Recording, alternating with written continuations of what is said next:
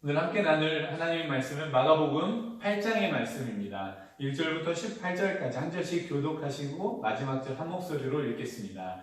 바리새인들이 나와서 예수를 힐난하며 그를 시험하여 하늘로부터 오는 표적을 구하거늘 예수께서 마음속으로 깊이 탄식하시며 이르시되 어찌하여 이 세대가 표적을 구하느냐. 내가 진실로 너희에게 이르노니 이 세대에 표적을 주지 아니하리라 하시고 그들을 떠나 다시 배에 올라 건너편으로 가시니라. 제자들이 떡 가져오기를 잊었으며 배에 떡 한 개밖에 그들에게 없더라. 예수께서 경고하여 이르시되 삼가 바리새인들의 누룩과 헤롯의 누룩을 주의하라 하시니 제자들이 서로 수군거리기를 우리에게 떡이 없으리로다 하거늘 예수께서 아시고 이르시되 너희가 어찌 떡이 없음으로 수군거리느냐. 아직도 알지 못하며 깨닫지 못하느냐. 너희 마음이 둔하냐. 너희가 눈이 있어도 보지 못하며 귀가 있어도 듣지 못하느냐. 또 기억하지 못하느냐. 아멘. 샬롬. 제가 이렇게 샬롬이라고 하면은 같이 샬롬 해주시면은 아주 제가 민망하지 않습니다. 샬롬. 샬롬은 평화의 인사. 안녕하세요. 이런 헬로, how are you? 이런 거랑 다 비슷한 그런 말이 되겠죠? 주님의 평강이 저와 여러분들에게 오늘 이 시간에도 가득 넘치기를 원합니다. 오늘 말씀, 지난주 말씀 혹시 기억나시나요? 지난주 말씀은 어떤 사건이 있었습니까? 어떤 사건이 하나 있었죠? 귀먹고 또 말이 어눌한 그런 사람이 나오고 그 사람에게, 이거 기억나시나요, 이거? 예. 귀에 손가락을 넣고 침을 뱉어가지고 혀에 바르고 에파타 하시면서 이제 그 모든 연약함이 풀어지면서 공동체 안으로 회복되고 그 공동체 안으로 회복된 것이 사람들이 다 참 좋다 이렇게 이야기하는 회복의 은혜가 지난주에 있었습니다. 그런데 오늘 그 일이 있은 후에 또 이제 자리를 이동하셔가지고 말씀을 전하세요. 말씀을 전하시는데 오늘 8장 1절부터 10절까지의 말씀은 뭐냐면은 소위 칠병이어의 기적입니다. 칠병이어. 시작. 칠병이여. 뭘까요? 7개의 떡과 2개의 두 마리의 물고기로 몇 명을 먹이셨을까요? 50만 원. 12명. 10명. 12명.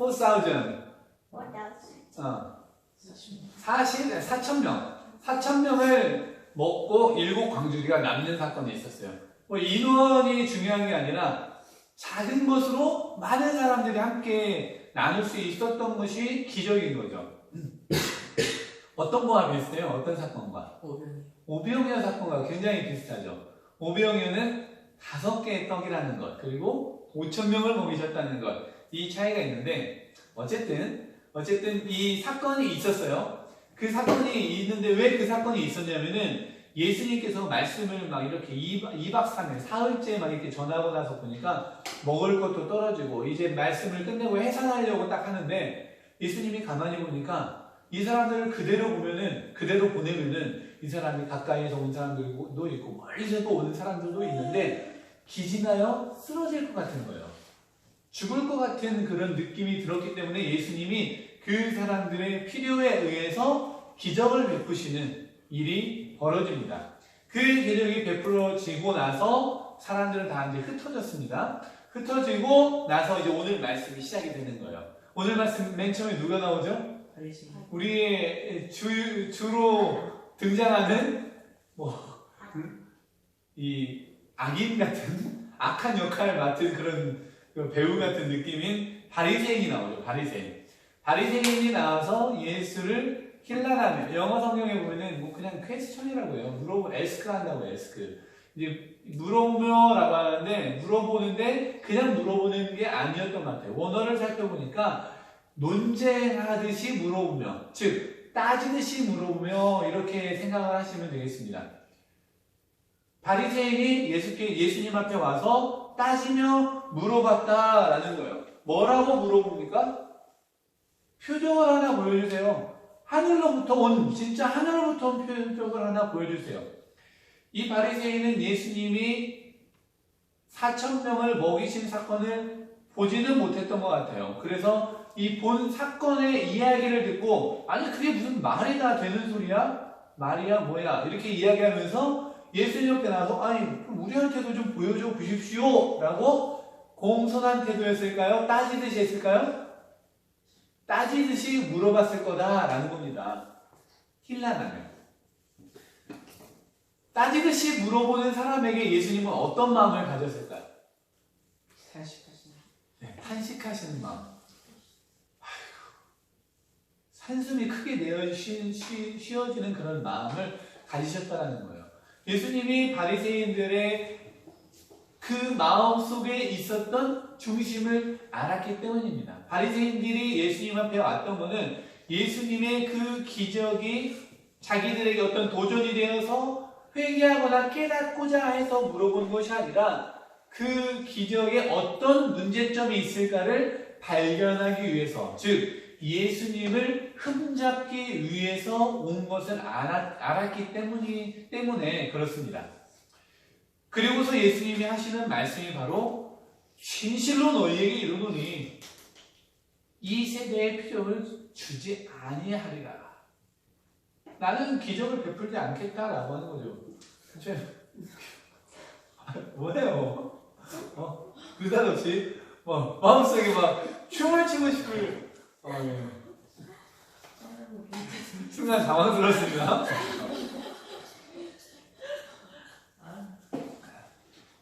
표적, 사인이라고 제가 말씀을 드렸는데 그 사인은 그냥 일반적인 사인이 아니라 어떤 표시예요. 어떤 그 표시가 우리에게 기적처럼 보여지는 경우들이 굉장히 많이 있습니다. 그 사인이 오늘날에도 그렇게 많이 일어나지 않고 지금 이 바리새인 그 세대에게 사인을 주지 않겠다라고 하시는데, 그러면은 사인이 없는 이유가 분명하게 나온 거예요. 바리새인들 같은 사람들에게는 사인을 주지 않겠다라는 거예요. 반대로 얘기하면요, 바리새인이 아니라 간절히 필요한 자들에게, 조금 전에 제가 어떤 기적을 잠깐 말씀드렸습니까? 칠병이어에서 이 사람들 그냥 보내면 어떻게 돼요? 가다가 기진해서 쓰러질까 염려되어서 기적을 베푸십니다. 다시 바꿔서 말하면은 필요한 자들에게, 꼭 필요한 자들에게 예수님이 사인을 보내주시고 표적을 보내주시고, 바리새인과 같이 아주 의도가 숨어있는 자들에게는 예수님은 쇼맨이 아니라는 거예요. 너희들에게 이거 보여줘가지고 너희들이 무슨 필요가 있는데? 라고 하는 것이 예수님의 그런 반응이었습니다. 예수님을 시험하기 위해서, 예수님이 진짠가 아닌가 보자라고 하는 그런 의심 섞인 마음으로 다가오는 자들에게 예수님이 굳이 사인을 보여줄 필요가 없었더라라는 겁니다. 그런데 바리새인은 이 기적을 눈으로 친히 보지 못했기 때문에 라고 한다지만, 그 다음 이 바리새인과 비교되는 예수님의 제자들을 한번 살펴보았으면 좋겠습니다. 이제 그들에게 야 너희들하고 나 상대하지 않을래 라고 하고서는 예수님이 떠나십니다. 그리고 다시 배에 올라 어느 호수를 건너가셨을까요? 산역의 호수. 요즘에 계속 이야기 드리는 호수가 하나 있죠. 갈릴리 호수. 예수님의 사역 중심에 있었던 갈릴리 호수를 건너가셔서 이제 또 다른 사역을, 나중에 보면 이제 베세다라고 하는 지역으로 건너가시는데 또 다른 사역을 하는 중에 일어난 일입니다. 역시 배예요. 배는 제가 여러분들에게 되게 중요한 곳이라고 말씀을 드렸어요. 이 배에서 일어나는 사건들이 굉장히 중요한 거예요. 평강이 있기도 하고 놀라운 인사이트가 생기는 그런 곳이기도 합니다. 깨달음이 있는 곳이기도 해요. 이 배에서 어떤 일이 벌어졌는지를 한번 보시겠습니다. 제자들이 무엇을 잊어먹었습니까? 떡 가져온. 왜 떡을 가져와야 했을까요? 요기라는 거. 그렇지. 배가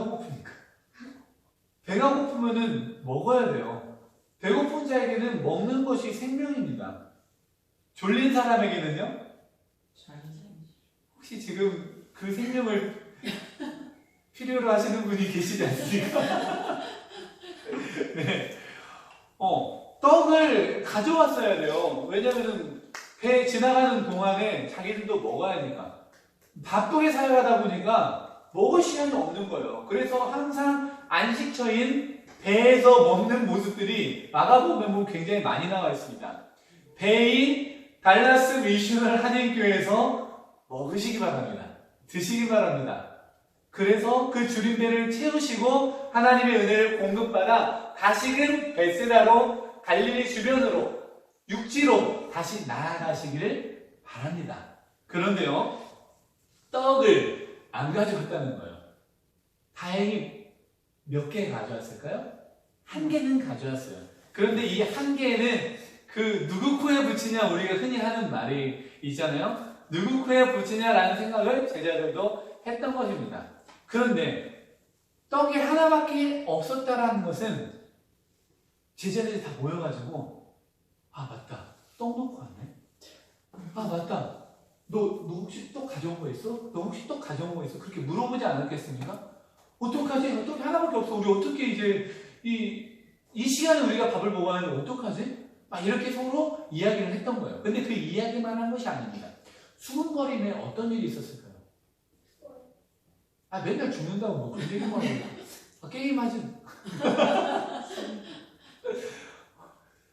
수군거림 속에서 아니 네가 챙기기로 했잖아. 아 그거 너 네 앞에 있었던데 너 그거 안 가져왔어? 이렇게 하지 않았겠냐는 거예요.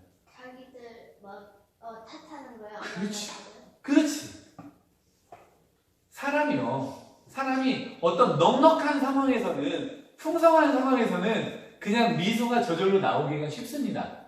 그럼에도 불구하고 그러지 못하는 자들도 있지만 쉽다라는 이야기예요. 그런데 어떤 열악한 상황 속에서, 없는 상황 속에서는 그 없는 거에 대해서 이유가 뭔지 알아요. 내가 잘못한 것들도 알아요. 내 문제라는 것도 아는데도 불구하고 괜히 무언가 화풀이를 하고 싶은 겁니다.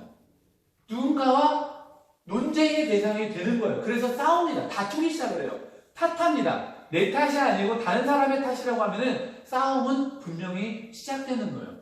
그 싸움이 예수님 앞이니까 큰 소리로 못해서 그렇지.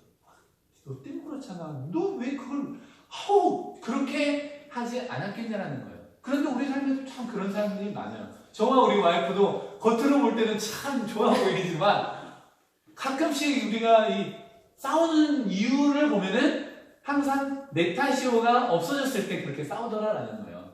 논쟁이 되더라는 거예요. 그렇게 논쟁을 하는 것을 예수님이 보시고 어떤 마음이 들으셨을까요? 역시 바리새인을 바라본 시선과 마찬가지로 한숨이 나오지 않았겠느냐라는 거예요. 그래서 이제 예수님은 이 바리새인들은 야 나 너희들이랑 말 섞기 싫어하고 떠났으면 그만이지만 예수님이 사랑하시는 훈련시키시고 계시는 제자들은 그렇게 그냥 떠나버릴 수 없습니다. 제자들에게 바른 걸 알려줘야 한다는 거예요. 그리고 제자들에게 경고합니다. 삼가 바리새인들의 누룩과 헤롯의 누룩을 주의하라. 오늘 이 바리새인과 헤롯의 누룩에 대해서 잠깐 이야기를 하려고 해요. 바리새인의 누룩. 자, 그럼 바리새인이 뭔지 알고 누룩이 뭔지 알고 헤롯이 뭔지 알면 조금 이해가 되겠죠? 바리새인은 누굽니까? 우리의 이 영화 한 편에 항상 등장하는 악인, 악한 역할로 등장하는 이 바리새인 아시겠죠? 이 바리새인이 있고요. 그 다음에 헤롯은 누구예요? 헤롯 하면 어떤 느낌이 먼저 드십니까? 잘 모르더라도. 헤롯이라는 이름을 들어보셨어요? 헤롯. 헤라는 들어가. 헤르미온은? 헤라 들어갔는데 해리포터? 해자 들어가면 다 나와요.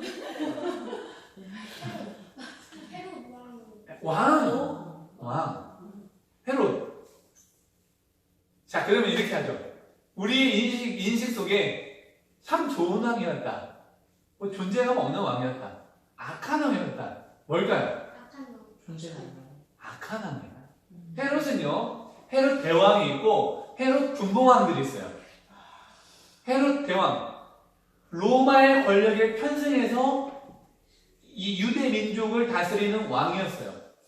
역시 그의 아들들, 세 자녀들이 헤롯 대왕이 다스리는 그 고을의 일부를 맡아서 다스립니다. 그렇게 다스리는데 권력에 편승해서 자기의 이 명예와 물질의 그런 안락함을 차지하고 있는 그런 사람이 바로 헤롯이에요.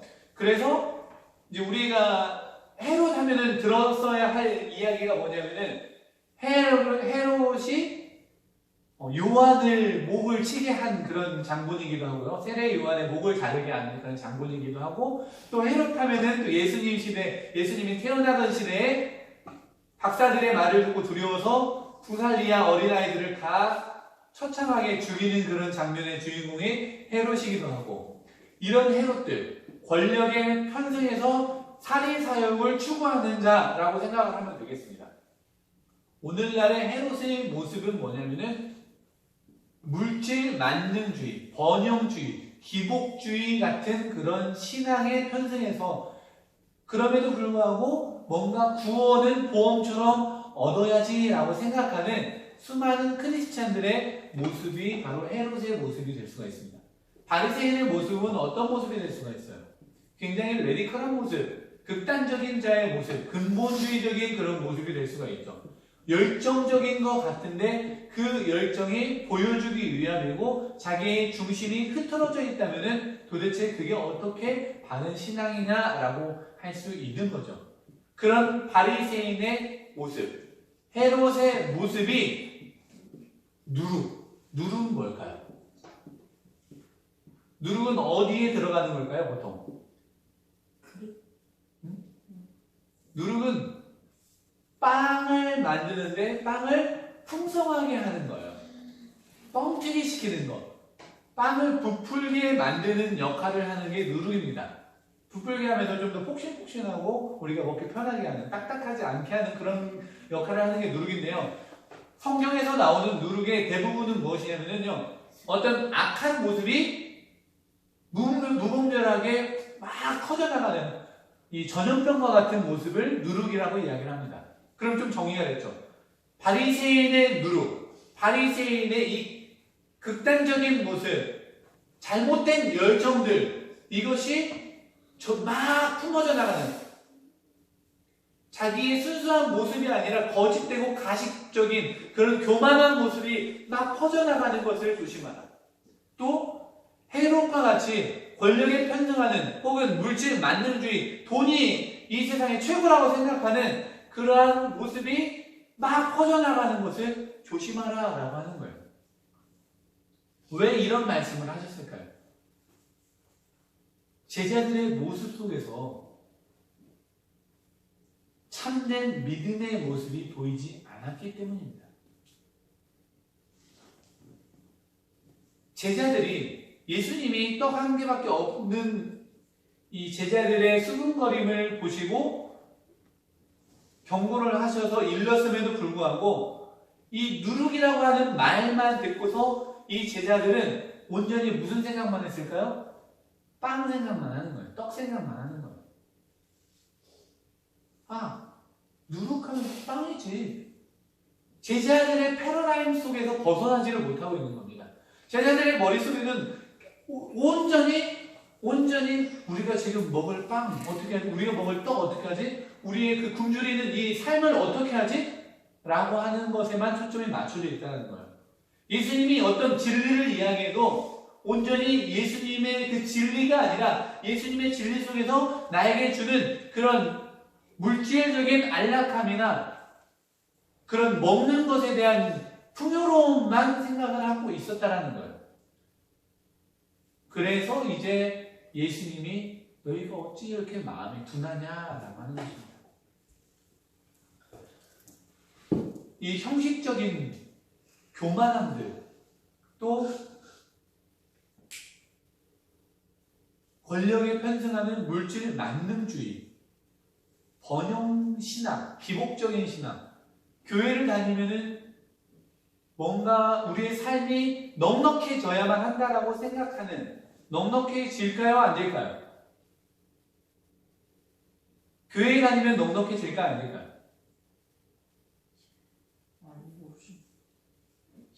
넉넉해집니다. 그런데 교회에 다녀서 넉넉해지는 것이 우리가 생각하는 하나님의 요술방망이로가 아니라 하나님의 귀한 말씀을 통해서 우리의 마음에 깨닫고 하나님의 지혜가 우리 안에 들어와서 그 지혜가 우리 삶 가운데 펼쳐지게 되는 거예요. 그러면은 더 건강해질 수가 있는 거고요. 더 넉넉해질 수가 있는 거예요. 우리 영과 육이 다 건강해질 수 있는 가능성이 그렇지 않은 경우보다 훨씬 많은 것입니다. 그런데 그것만을 추구하듯이 마치 점쟁이에게 찾아가듯이 교회 안으로 나아가는 자들이 너무 많은데 제자들에게도 여전히 그 모습이 보인다라는 거예요. 제자들의 예수님과 늘 함께 다니고 있음에도 불구하고 보지 못하는 그 시각을, 그 시선을 예수님이 지적하고 있는 것이 아니겠느냐라고 하는 거예요. 그래서 예수님께서 제자들에게 아주 구체적으로 이렇게 이야기합니다. 너희가 눈이 있어도 보지 못하며 귀가 있어도 듣지 못하느냐, 기억하지 못하느냐.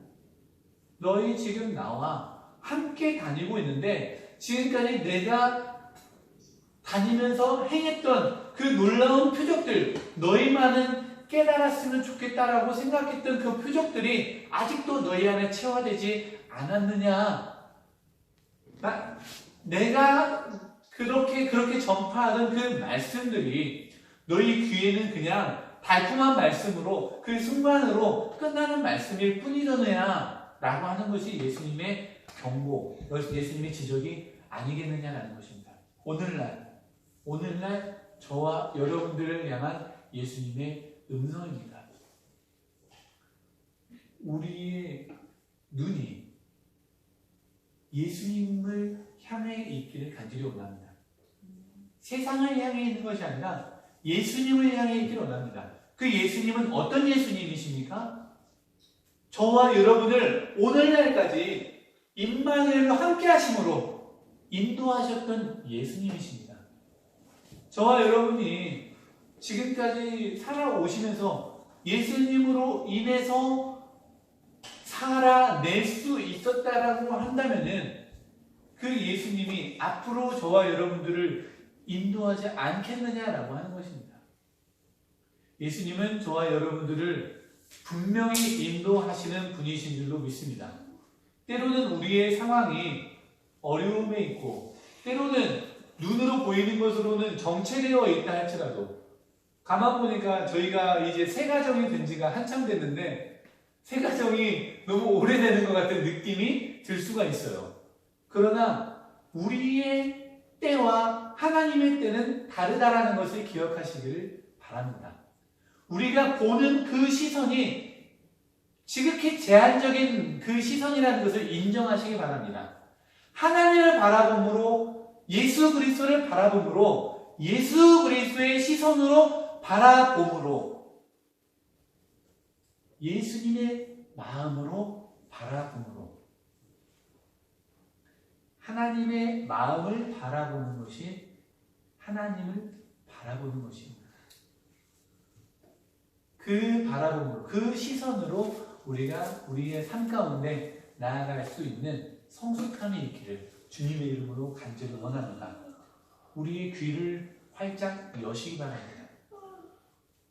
어떤 고정관념 속에 갇혀서 내가 듣고 싶고 나의 귀에 달콤한 것만 듣고 싶은 그 마음에서 조금 더 벗어나 하나님께서 우리에게 때로는 경고로 때로는 채찍질로 하시는 그 말씀마저도 들을 수 있는 준비된 자들이 될 수 있기를 원합니다. 기억하지 못하느냐? 예수님이 우리의 삶을 통해서 하셨던 그 삶을 기억함으로 이번 한 주간도 참된 기억 속에 참된 하나님을 향한 시선 속에 새 힘을 공급받아 다시 한번 힘차게 전진할 수 있는 저와 여러분이 되시기를 주님의 이름으로 축원합니다. 기도하겠습니다.